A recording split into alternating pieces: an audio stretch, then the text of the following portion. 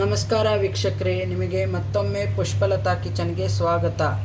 ನಾ ಮಾಡ್ತಾ ಇರೋದು ಕಟ್ಟಿನ ಸಾರಿಗೆ ನಾನು ಇದು ಫಸ್ಟಿಗೆ ಹೂರಣ ಮಾಡಿ ಇಟ್ಕೊಂಡಿದ್ದೆ. ಆ ಹೂರಣದ ಕಟ್ಟು ತಕ್ಕೊಂಡೆ ನಾನು. ಇವಾಗ ಅದನ್ನು ಕಟ್ಟಿನ ಸಾರು ಮಾಡ್ತೇನೆ. ಇದನ್ನು ಕಟ್ಟಿನ ಸಾರಿಗೆ ಮಸಾಲೆ ರುಬ್ಕೊಳ್ಳಿಕ್ಕೆ ನಾನು ಫಸ್ಟಿಗೆ ಹುರಿದು, ಇವತ್ತು ನಾಗರ ಪಂಚಮಿ ಇರೋದ್ರಿಂದ ಏನೂ ಹುರಿಯೋದು ಮಾಡೋಂಗಿಲ್ಲ. ಅದ್ರಗೋಸ್ಕರ ಅದನ್ನು ಮಸಾಲೆ ರುಬ್ಕೊಳ್ಳಿಕ್ಕೆ ನಮ್ಮ ಮನೇಲೇ ರೆಡಿ ಮಾಡ್ಕೊಂಡಿದ್ದು ಸಾರಿನ ಪುಡಿಲೇ ಮಾಡ್ತಾ ಇರೋದು.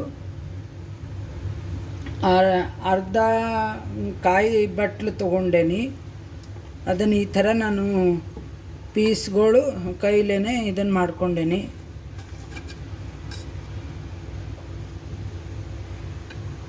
ಆಮೇಲೆ ಇದು ಸಾರಿನ ಪುಡಿ 2.5 ಸ್ಪೂನಷ್ಟು ಹಾಕ್ತೇನೆ. ಕೈಲೇ ಹಾಕ್ತಾಯಿದ್ದೀನಿ. ಅಂದಾಜಾಗಿ 2.5 ಸ್ಪೂನ್ ಆಗಿದೆ. ರುಚಿಗೆ ತಕ್ಕಷ್ಟು ಉಪ್ಪು. ನಾನು ಕಲ್ಲುಪ್ಪು ಬಳಸ್ತಾ ಇರೋದು. ಇದು ಇವಾಗ ರುಬ್ಕೊಂಡು ಬರ್ತೇನೆ. ನೋಡಿ, ಮಸಾಲೆ ರುಬ್ಬಿದಾಗಿದೆ ನೋಡಿ. ಇವಾಗ ಇದನ್ನು ಮಸಾಲೆ ಈ ಕಟ್ಟಿಗೆ ಹಾಕೋತಾ ಇದ್ದೀನಿ.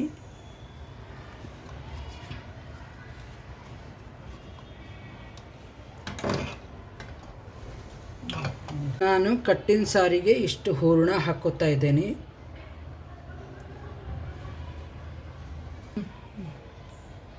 ನೋಡಿ, ಹುಣಸೆಹಣ್ಣಿನ ರಸ ಹಾಕೋತಾ ಇದ್ದೇನೆ ಇವಾಗ.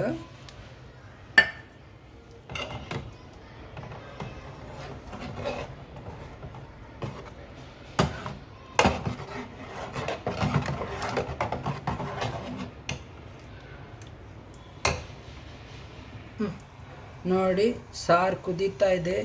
ಇವಾಗ ಇದಕ್ಕೆ ಮೇಲಿಂದ ಹಾಗೆ ಇದು, ಯಾಕಂದರೆ ಇವತ್ತು ನಾಗರ ಪಂಚಮಿಗೆ ಏನು ಒಗ್ಗರಣೆ ಹಾಕಲ್ಲಲ್ಲ, ಅದ್ರಗೋಸ್ಕರ ಹಾಗೆ ಕರಿಬೇವು ಹಾಕ್ತಾ ಇದ್ದೀನಿ ಕುದಿಯೋ ಟೈಮಲ್ಲೇ. ನೀವು ಈ ಥರ ಕುದಿಯೋ ಟೈಮಲ್ಲಿ ಹಾಕಿದರೆ ತುಂಬ ಚೆನ್ನಾಗಿ ಫ್ಲೇವರ್ ಬರುತ್ತೆ. ಅದಕ್ಕೆ ಸ್ವಲ್ಪ ಕೊತ್ತಂಬರಿ ಸೊಪ್ಪು ಹಾಕ್ತಾ ಇದ್ದೀನಿ.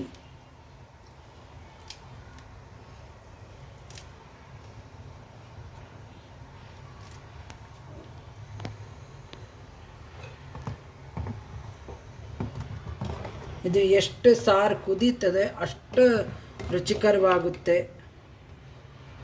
ನೋಡಿ ಎಷ್ಟು ಚೆನ್ನಾಗಿ ಥಿಕ್ನೆಸ್ ಬಂದಿದೆ ಕಟ್ಟಿನ ಸಾರು.